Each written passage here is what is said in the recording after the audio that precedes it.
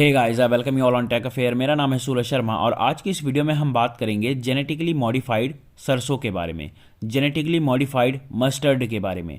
इसको DMH11 यानी धारा मस्टर्ड हाइब्रिड 11 के नाम से भी जाना जाता है। तो इसको सक्सेसफुली टेस्ट किया है और हाईली प्रोडक्टिव पाया गया है इंडिया में। अब देखिए, गवर्नमेंट की एक एंटिटी है, एक बॉडी है जिसका नाम है GEAC यानी जेनेटिक इंजीनियरिंग अप्रेजल कमेटी। इसने इसे अप्रूव कर दिया है।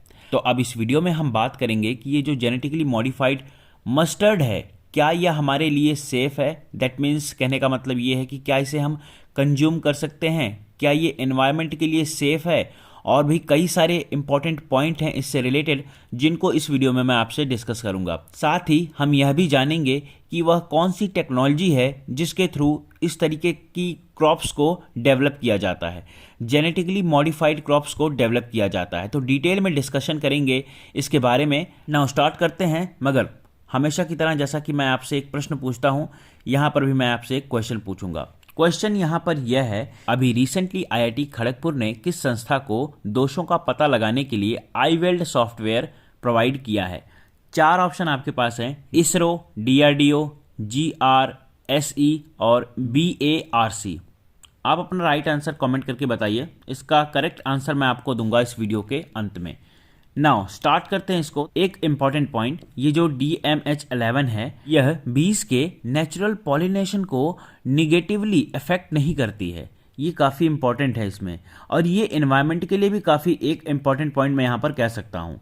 नाउ अब हम बात कर लेते हैं कि ये जेनेटिकली मॉडिफाइड क्रॉप्स होती क्या हैं। तो देखिए, जेनेटिकली मॉडिफाइड क्रॉप्स उन प्लांट्स से प्राप्त होती हैं जिनके जीन आर्टिफिशियली मॉडिफाइड किए जाते हैं। यूजुअली इसमें किसी अन्य फसल के जेनेटिक प्रॉपर्टीज जैसे उपज में वृद्धि, हर्बिसाइड्स के प्रति टॉलरेंस, रोग या सूखे से प्रतिरोध, या फिर न्यूट्रिशन वैल्यू इंप्रूव्ड किए जा सकते हैं। इससे पहले भारत ने केवल एक जेनेटिकली मॉडिफाइड फसल BT कॉटन की कमर्शियल कल्टीवेशन को मंजूरी दी थी। आपको पता होगा कि साल 2021 की बात है जब BT कॉटन को इंडिया में कमर्शियली अवेलेबल कराया गया था, लेकिन जेनेटिक इंजीनियरिंग अप्रेजल कमेटी ने कमर्शियल यूज के लिए GM मस्टर्ड की सिफारिश की थी।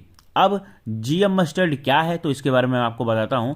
देखिए, धारा मस्टर्ड हाइब्रिड यानी जिसे हम DMH11 भी कहते हैं इन शॉर्ट, एक स्वदेशी रूप से विकसित ट्रांसजेनिक सरसों है। यह हर्बिसाइड टॉलरेंस सरसों का जेनेटिकली मॉडिफाइड वेरिएंट है।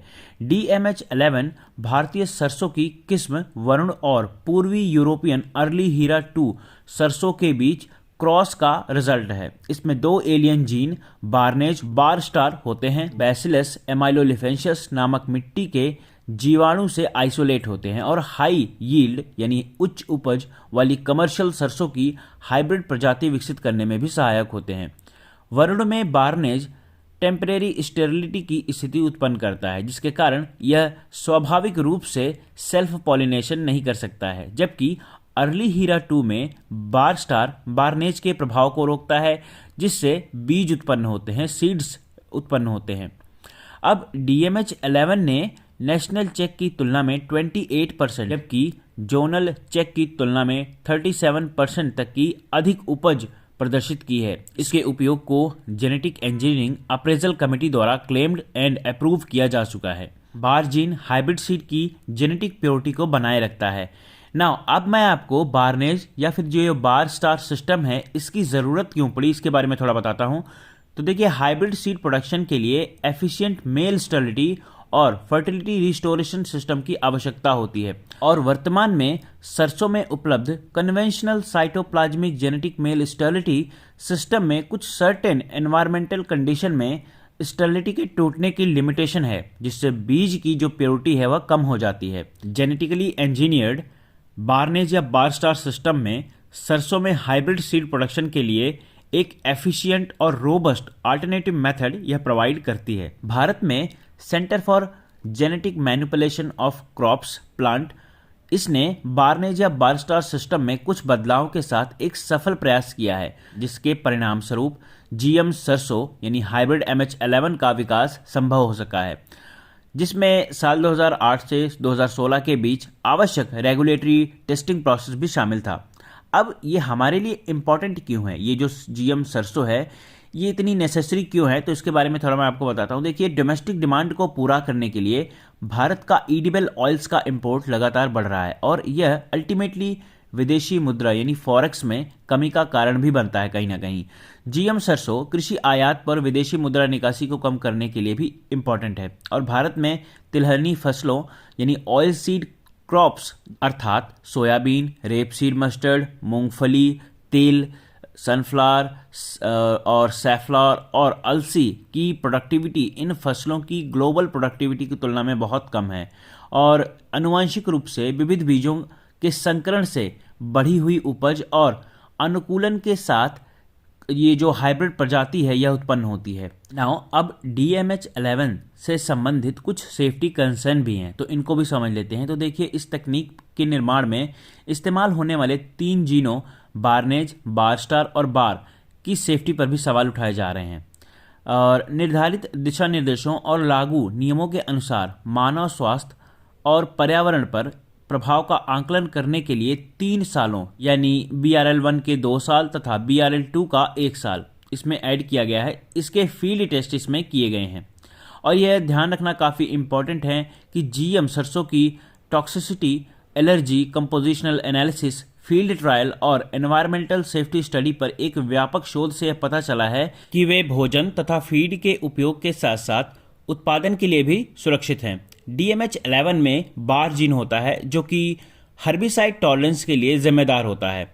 हर्बिसाइड टॉलरेंस के संबंध में बार जीन की प्रभावशीलता अब सवालों के घेरे में है। नाउ ये तो था DMH11 से रिलेटेड सेफ्टी कंसर्न। नाउ अब हम बात कर लेते हैं what is the significant of genetically modified crops. तो देखिए, आनुवांशिक रूप से विविध पौधों के हाइब्रिड से उपज और एडाप्टेशन के साथ हाइब्रिड प्रजाति उत्पन्न होती है और इस प्रक्रिया को हाइब्रिड विगोरोथोरोसिस के रूप में जाना जाता है, जिसका चावल, मक्का, बाजरा, सूरजमुखी और कई सब्जियां आदि फसलों में व्यापक रूप से उपयोग किया जाता है।